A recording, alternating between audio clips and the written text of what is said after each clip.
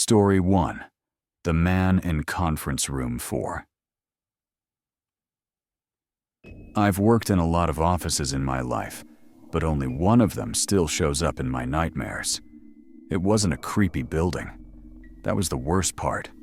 How normal it looked. Just a standard glass and steel mid-rise downtown. A Starbucks on the first floor. A too expensive salad place across the street. People in business casual and keycards around their necks. I used to joke that the scariest thing in that building was our quarterly performance reviews. I don't joke about that building anymore.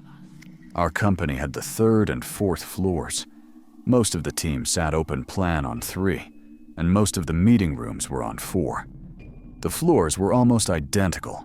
Same gray carpet, same white walls, same generic art, motivational landscapes, and bland, abstract prints that looked like they'd been AI generated even before that was a thing.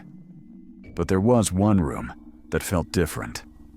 Conference Room 4. It was small, tucked away at the far end of the hallway, next to a storage closet. The glass wall faced the corridor. You could see straight inside whenever you walked by. It had a table for 4, a monitor on the wall, and a video bar for Zoom calls. On paper, there was nothing wrong with it. In practice, no one booked it unless they absolutely had to. Wasn't like we talked about it out loud. Nobody said, "Oh, that room is haunted." This wasn't a horror movie. We were adults, working in finance and project management and IT. Our Slack jokes were about deadlines and broken printers, not ghosts. But if you watched our behavior, you'd notice it. People would pick any other room first. They'd take a bigger room and sit in a corner with 2 people, rather than use Conference 4. If a meeting invite had that room attached, someone would always accidentally reschedule it to another space. The first time I really noticed it was my second week.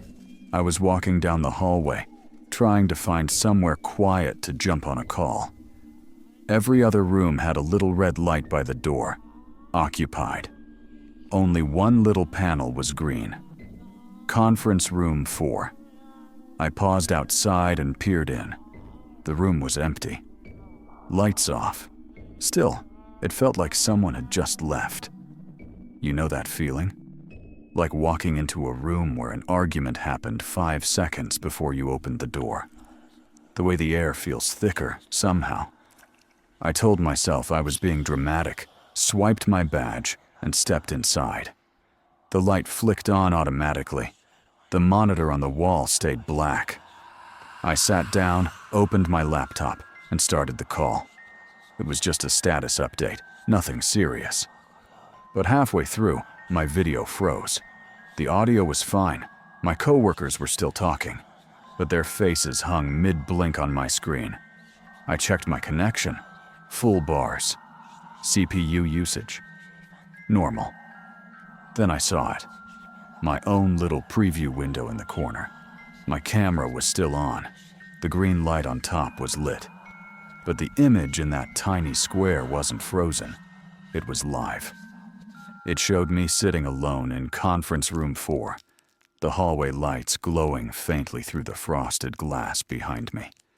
And in that little live preview, the door behind me was open. I turned around in real life. The door was closed. I looked back at the screen. In the preview, the door was still open, and someone was standing in it. Just a dark shape. Shoulders. Head. No details.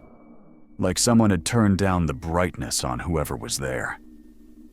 "Hey, you still with us?" My manager's voice cut in. I fumbled for the trackpad, managed to kill my camera, and muttered something about connection issues. My heart didn't slow down for the rest of the day. I convinced myself it was a glitch, some weird Teams or Zoom caching bug. Nothing more. I avoided Conference 4 for a while, but it's amazing how quickly you normalize things when you're busy.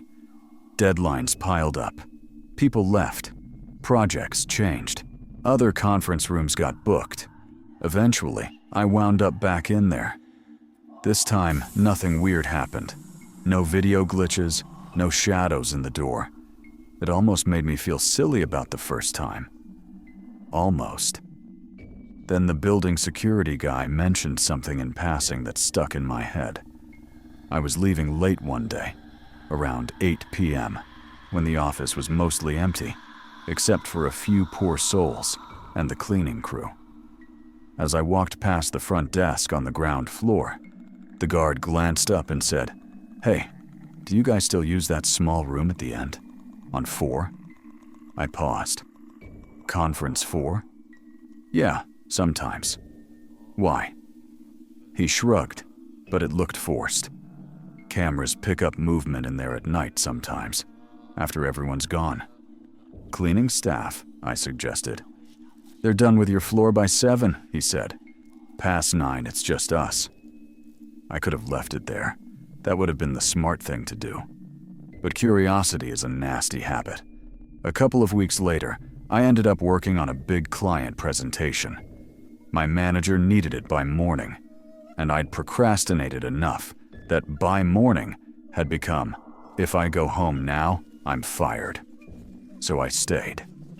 By 10:30, the floor was dead silent. The hum of HVAC, the distant elevator ding, the occasional muffled thud from somewhere above us. That was it. Even the cleaning staff had finished mopping and vanished. I was in the open area on the 3rd floor when I realized I needed a quiet place to record a voiceover for the deck. The audio in the open space was too roomy, too echoey. The conference rooms on 3 were booked for overnight deployments. On 4, everything was free, including Conference 4.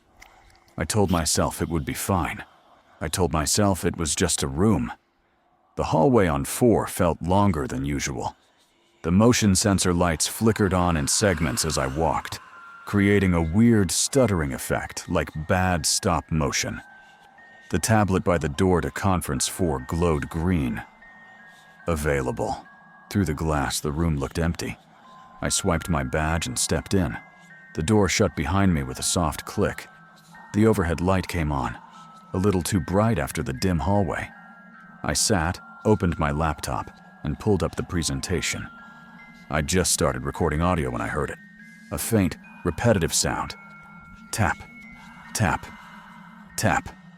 I paused the recording. The sound stopped. I waited. Nothing. I started again. Tap, tap, tap, tap. It sounded like fingertips gently touching glass. Not knocking. Not drumming. Testing. I swallowed and slowly turned my head toward the glass wall facing the hallway. Nothing was there. Just my own reflection, warped slightly by the angle. Tap. Tap! The sound was coming from behind me, from the other wall, the solid one, painted white. That made no sense. There was another office on the other side of that wall, but it was dark and empty. I just walked past it. I stared at the wall. The tapping continued, right at head level, like someone was inside the wall, feeling their way along. I stood up. The tapping stopped. For reasons I still don't understand, I reached out and put my own hand on the wall, fingers spread. The wall was colder than it should have been. For a second, nothing happened. Then I felt it. Something pressed back. Not hard. Not aggressive. Just matching me. Palm to palm, with only a few inches of drywall and paint between us. I snatched my hand away so fast I scraped my skin on the wall. My heart hammered in my throat. The overhead light flickered. The monitor on the wall, the one connected to the room's video system, turned on by itself. The room's computer wasn't even logged in. I saw the generic Windows login screen flicker, then vanish. A chat window opened instead. No app logo, no interface I recognized. Just a blank window with a cursor blinking in a text field. Slowly, characters began to appear. It's cold in here. I stepped back until my legs hit the chair. More text. Don't close the door. Behind me, something creaked. I turned. The door, which I knew I had fully closed when I came in, was opening. Just a crack. Then a little more. But there was no one in the hallway. I could see the empty corridor, the other doors closed, the exit sign glowing red at the far end. But the door to Conference 4 kept moving, as if someone invisible was pulling it from the outside, very gently, very patiently. I slammed my hand on the handle and yanked it shut. The latch caught with a sharp metallic clack. When I turned back, the chat window on the monitor had changed. The words I'd seen were still there, but now there was more, added beneath my last line of sight. "It's cold in here. Don't close the door. You promised." "I'm done," I muttered, out loud to no one, grabbed my stuff, and bolted. I submitted the presentation half-finished that night. My manager was annoyed, but it was still better than staying a second longer. The next morning, still shaken, I mentioned what happened to Mark, one of the older guys in accounting. I tried to frame it as a joke, like, "Hey, weird bug in your favorite creepy conference room." He didn't laugh. Instead, he looked tired in the way people do when you just mentioned something they hoped you'd never experience. "You didn't hear?" he asked. "Hear what?" He sighed. "Before you joined, we had an analyst, Brandon. Used to work late all the time. His desk was right outside Conference 4. One night he stayed to finish a report, booked that room, never went home." He paused. "Heart attack, they think. No prior issues, but they found him in there the next morning. Door was closed, laptop on the table, screen black. Security swore they saw light in there way past midnight." "Jesus," I murmured. "Yeah." For a week after he died, IT kept getting notifications that his laptop was online. They went in to check. It was always off. But the camera light kept turning on. They finally took it away and locked it in storage. He nodded toward the far hallway. "Storage is the room right behind Conference 4, by the way. So if something's tapping on that wall..." He didn't finish the sentence. I laughed it off in front of him, but I stopped using Conference 4 for a long time after that. Things might have ended there. But offices have a way of grinding you down until even the weirdest things become background noise. The longer I worked there, the more I heard little rumors. The cleaning staff avoiding that hallway at night. The security guard muttering about motion alerts at 2 or 3 a.m. in an empty room. Someone finding a half-drunk coffee cup in there first thing in the morning when the room had supposedly been locked all night. Little things. I started staying late again. That's what this job does. It convinces you nothing matters as much as hitting deadlines and looking committed. One Thursday, after everyone had left, I went up to 4 just to print something. The main printer on 3 was jammed, and the one in the hallway by Conference 4 was the only other one that still worked. The floor was dim, only the emergency lights and a few motion sensor panels were on. I sent the file from my laptop, watched the green light on the printer blink, and waited. As I stood there, I felt a draft on the back of my neck. I turned. Conference Room 4's door was open again, just a few inches, enough to see into the dark room. Something was written on the glass from the inside. Letters traced with a fingertip into condensation, like breath on a window. It shouldn't have been fogged. The AC kept the whole floor at the same neutral temperature, but the glass on that wall was hazy, like someone had been breathing against it. 3 words. "You came back." The printer spat out my pages. I grabbed them without looking and walked straight to the stairs.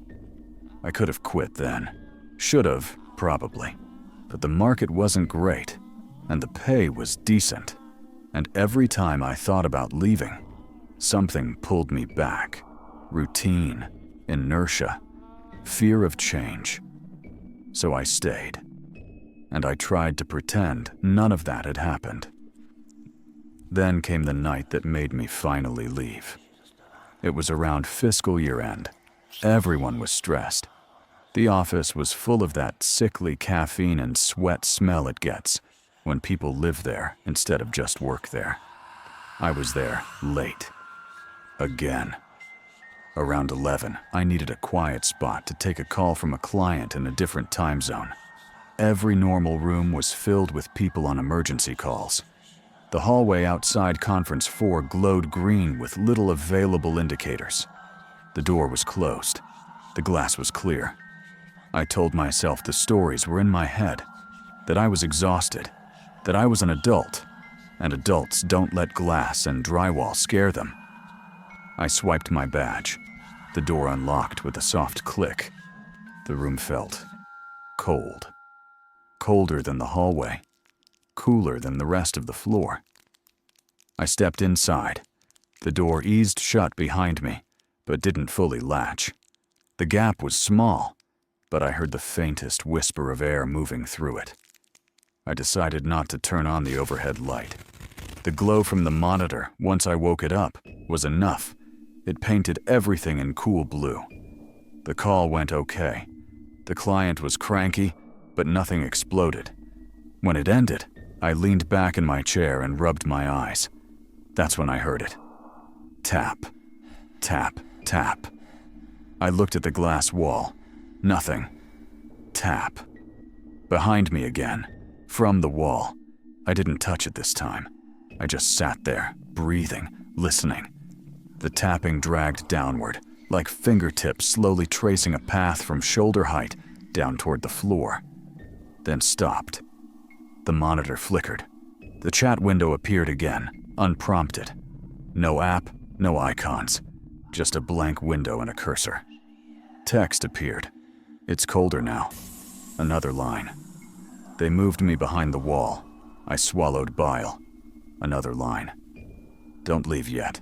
Behind me, the door finally clicked fully shut, as if someone had gently pressed it from the hallway side. I stood up, heart hammering, and reached for the handle. It didn't move. Not like it was locked. More like there was weight against it on the other side. I pressed harder. The handle turned, but the door stayed shut. A fraction of an inch of resistance that felt human. On the monitor, more text. You're just going to close me in again. The lights cut out. For 1 second, the only light was the monitor's glow. In that glow, reflected in the glass wall, I saw myself, sitting at the table. And behind me, in the reflection, a second figure.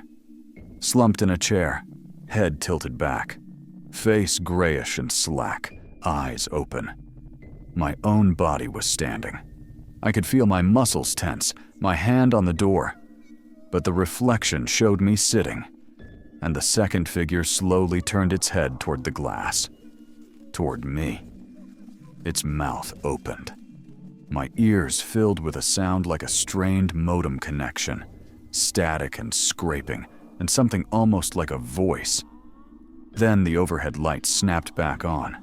The glass was clear. Only my own reflection stared back. The monitor was back to the login screen. The door opened easily. I walked out and never went back in. I put in my 2 weeks the next Monday. On my last day, I came in early. Too early. The lights were still dim, most of the floor empty. As I walked past the hallway to Conference 4, I didn't even glance toward it. But I still saw it out of the corner of my eye. The door was cracked open again, and on the inside of the glass, traced in fog I tried to pretend wasn't there. You'll still close the door. They always do. I took the stairs down, turned in my badge at reception, and walked out of that building. I haven't set foot in an office high-rise since. Story 2. The employee with no badge number. If you've ever worked in a big corporate office, you know the routine. Swipe in, swipe out. Your whole day tracked by a little plastic card with your name on it. Most people don't think twice about it.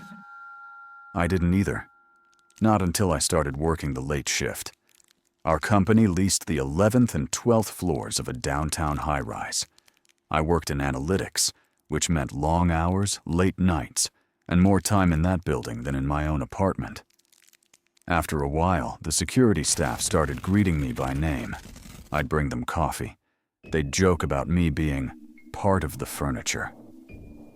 One night, around 1:30 a.m., I took a break from a quarterly report and went downstairs to the lobby to stretch my legs. The lobby was always cold at night and empty except for 1 or 2 security guards. Mark, the night guard, tall, quiet guy with a heavy beard, was watching the monitors with a weird expression. Not fear, exactly. More like confusion mixed with mild dread. I leaned on the counter. "Everything good?" He hesitated before answering. "You guys have someone working late tonight on 12. I shook my head. "Just me, and I'm on 11. "Why?" He pointed at a monitor, a live feed of the elevator lobby on 12. I watched it for a second.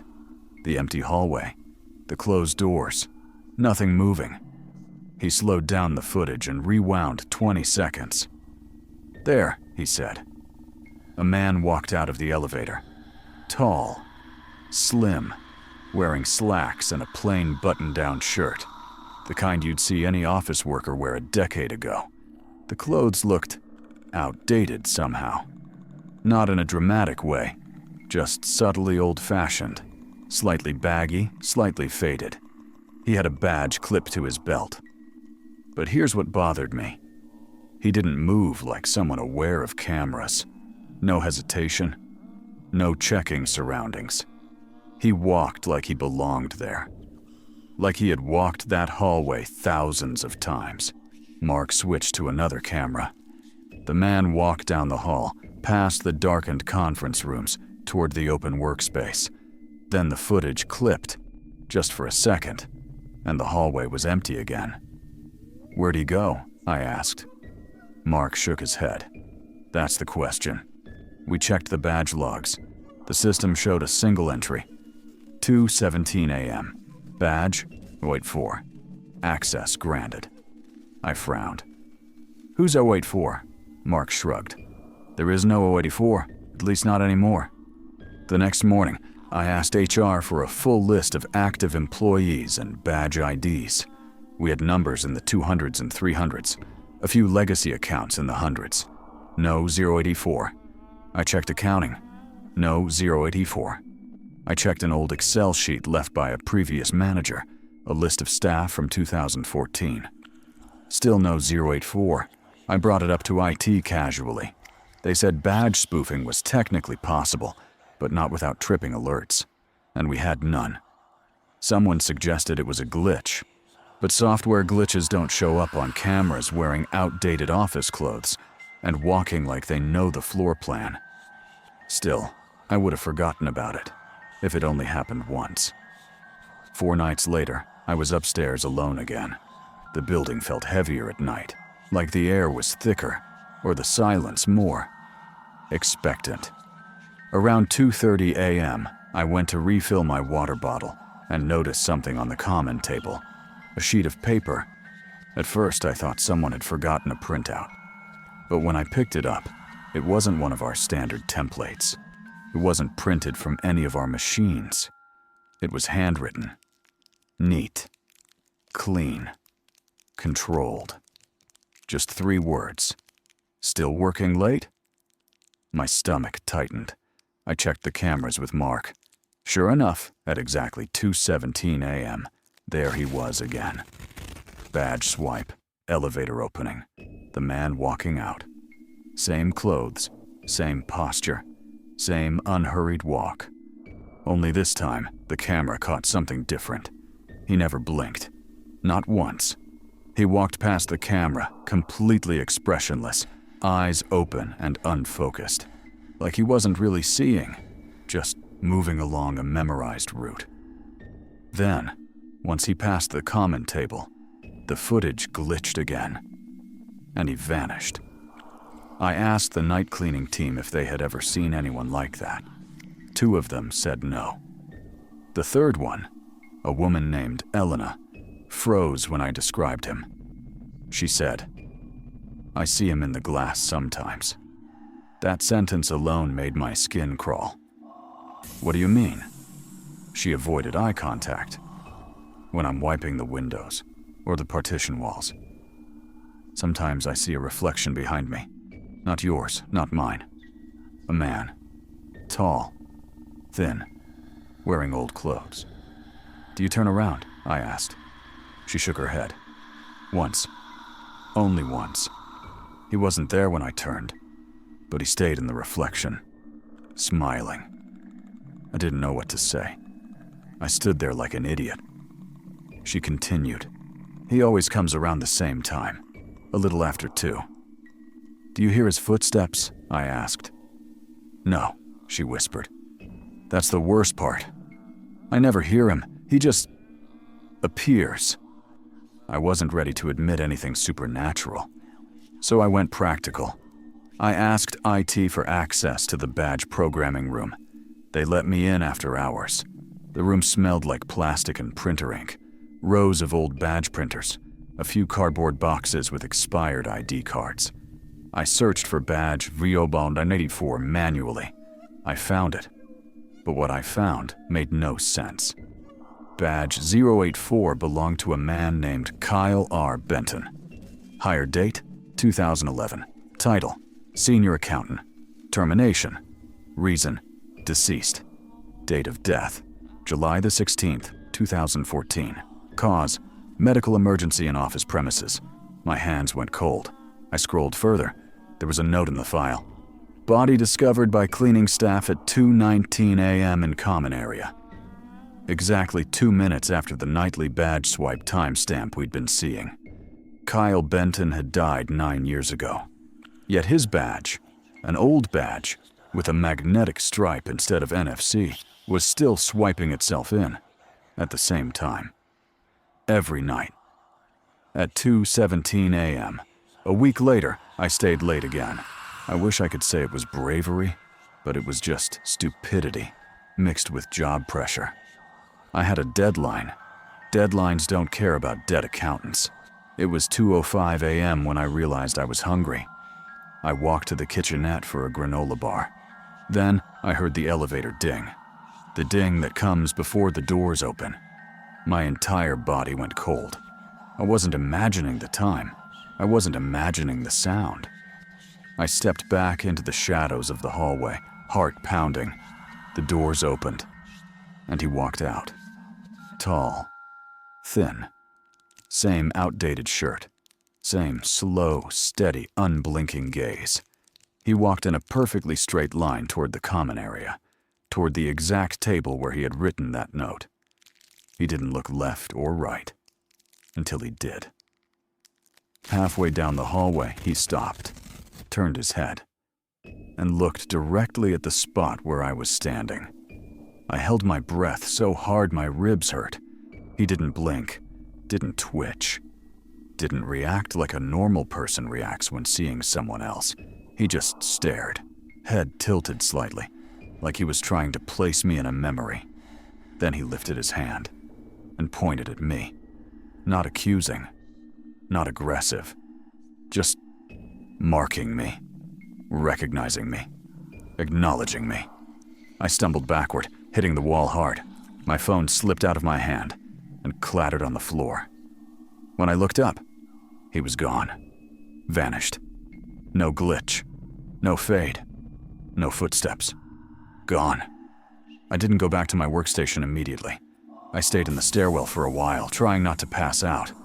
When I finally came back, I saw something on my keyboard, a sheet of paper. I knew before I touched it what handwriting it would be. Careful, neat, controlled. At the top was my name. Below it, "I hear they promoted you. We need to finish the reports." My blood ran cold, because the file folders he had been interacting with on the camera were from a department that was dissolved in 2014. And the last line on the page, "I've been waiting for my supervisor." The word supervisor was underlined. I didn't understand the meaning until I flipped the paper over and saw a date. 2014. Kyle Benton's final performance review. Signed by Daniel M. Supervisor. That was my name. My name. My signature. But I wasn't working there in 2014. I didn't even live in the same state back then. I quit the late shift a week after that. But on my last night, around midnight, I went to pack the last of my things. The office was dark and quiet. As I walked out, passing the glass partitions, I saw my reflection, or so I thought. In the reflection, someone stood behind me. Tall, thin, unblinking. I spun around. No one. I looked back at the glass. He was still there. But this time, he was smiling. And he wasn't smiling at me. He was smiling at my reflection, like he recognized it, like he'd been looking for it for a very, very long time. I turned in my badge. I changed my number. I moved cities. But every now and then, around 2:17 a.m., I wake up with the feeling that someone is standing in the hallway outside my bedroom, not moving, not knocking, just watching. Waiting for his supervisor. Waiting for me. Story 3. The archive you must not open after 9 p.m. Every office has its weird place. In some, it's the basement. In others, it's a storage room, or the top floor no one uses. In ours, it was the archive. A narrow, dim room filled with old paper records dating back longer than most employees had been alive. You know the type. Metal shelves bolted to the floor, manila folders stuffed to bursting, dust that never seemed to disappear no matter how often the cleaning crew tried. But that wasn't what made it unsettling. It was the sign on the door. Archive must be closed by 9 p.m. Do not enter after. No explanation. No company policy behind it. No security memo. Just a rule that everyone quietly followed. At first, I barely noticed it. I was new, focused on onboarding, trying to learn the team's workflow. But eventually, I asked about it, half-jokingly, during lunch. "Why does the archive have a curfew?" I said. "Does the paperwork get cranky after 9? A few people laughed. One didn't. Marissa, our senior accountant. She glanced at the door, lowered her voice, and said, "That rule wasn't written by the company. It was written by the woman who had my job before me." "Why?" I asked. Marissa frowned, searching for the right words. She had some kind of breakdown. Quit abruptly. The only thing she left behind was that sign. I waited for her to continue, but she didn't. Someone changed the subject, and the conversation moved on. But the seed was planted. And a few weeks later, the seed sprouted into something I wish I could forget. It happened during quarter end, the busiest, messiest time of the fiscal calendar, when mistakes matter and sleep doesn't. I was behind on a contract reconciliation and realized at 9:47 p.m. that I needed a hard copy file from the archive. I groaned when I checked the time. 47 minutes past curfew. I told myself the sign was just office superstition, a leftover quirk from someone who couldn't handle stress. The hallway was empty when I walked toward the archive. The building was dead quiet. That special kind of silence you only hear in corporate offices after hours. Too clean, too sterile, too hollow. I expected the archive door to be firmly shut. It wasn't. It was open 2 inches, like someone had slipped inside recently, or slipped out. I hesitated. A voice in my head whispered, "Don't do it." But deadlines drown out caution. I pushed the door open and stepped in.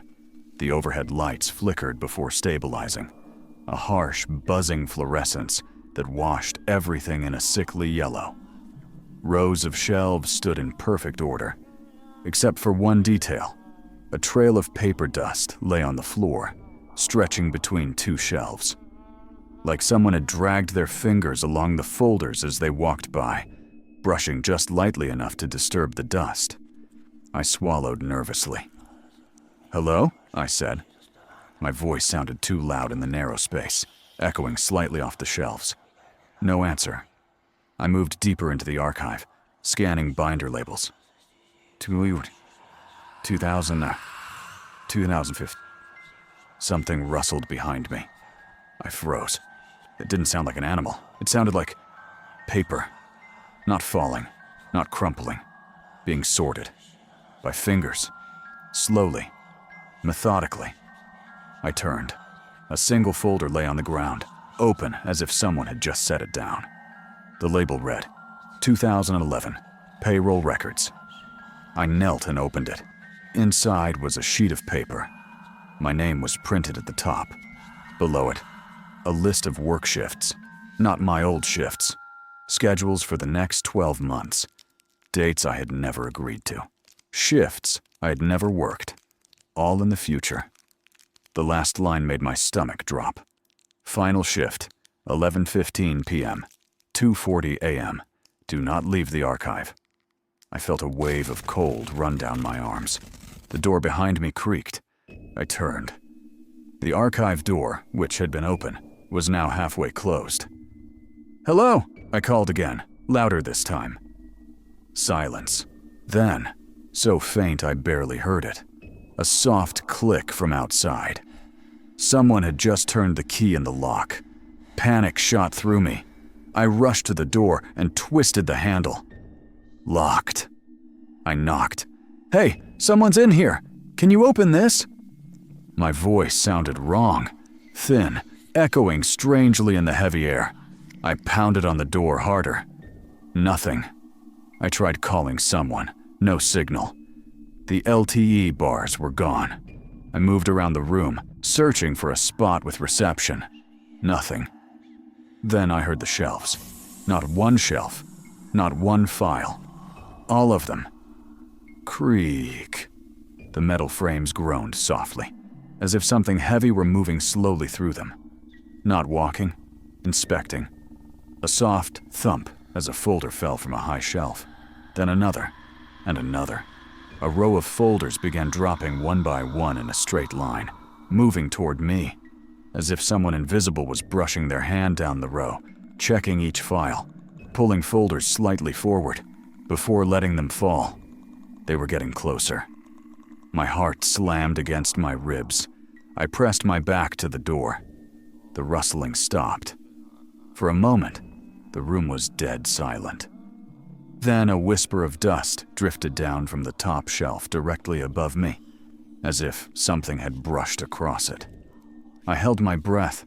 The metal shelf behind me let out a long, slow creak, bending just slightly, like someone was putting weight on it. Very close. Right above my shoulder, right next to my ear. I squeezed my eyes shut. Something cold brushed my sleeve. Not forceful. Not aggressive. Like fingers. Light. Testing. I shoved myself off the door and stumbled toward the center of the room. The overhead lights flickered violently. The air thickened, heavy, like humidity before a storm. Then suddenly, the lock rattled. A voice outside said, "Hello? Anyone in there?" I practically screamed, "Yes! Open it!" The key turned slowly. The door swung open. The security guard blinked at me in confusion. "Why are you in here?" he said. "I locked this room at 9, and no one came through this hallway since." "I was locked in," I gasped. He shook his head. "The lock wasn't engaged from the inside. I checked. If you were inside, you never tried opening it."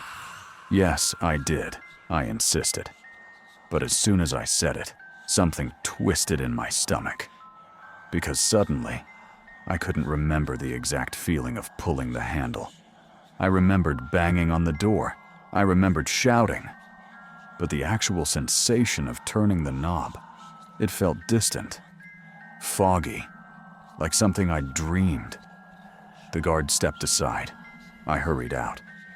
As he closed the door behind me, he said something I still think about.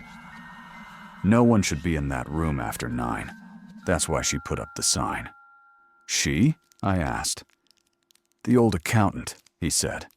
The one who quit years ago. She used to say, if you go in after dark, the archive tries to keep you. He tried to laugh, but it didn't land. I went home, but I didn't sleep, because something didn't sit right. When I returned to work the next morning, I tried to shake off the fear. Told myself I'd hallucinated. That stress and exhaustion had played tricks on me. But as I walked past the archive on my way to the break room, my blood froze. The door was slightly open. A narrow beam of fluorescent light spilled into the hallway. I told myself not to look. I told myself to keep walking. But I did look. Just once. And inside, sitting exactly where I had left it, on the floor near the 2011 shelf, was the folder with my name on it. Open. Waiting. The security guard passed by behind me and said, "Strange. I locked that earlier." I swallowed hard and asked the question I'd been avoiding. What happened to the last accountant? The one who made the rule? He paused, choosing his words carefully. She stopped coming to work, didn't answer calls. Her roommate found her sitting in her home office, just staring at her filing cabinet. What was she looking at? I whispered. The folder for her last shift, he said. And the schedule inside it was for dates she never lived to work. I felt my heartbeat in my throat. He added softly. She kept saying, "The archive knows your hours. It knows when you're late. It knows when you don't follow the rules." I turned away quickly, because down the hall, from the archive door, a single sheet of paper drifted forward and landed gently on the floor, like someone had let it go. I didn't touch it. But as I walked faster, trying not to run, I knew one thing with absolute certainty. Whatever was inside that room wasn't just paper and dust. It was keeping track of shifts, of people, of time, of me. And sometimes, when I'm alone in the office late at night and the lights flicker, I swear I hear the sound of files sliding off shelves again, getting closer, checking names, waiting for 9 p.m.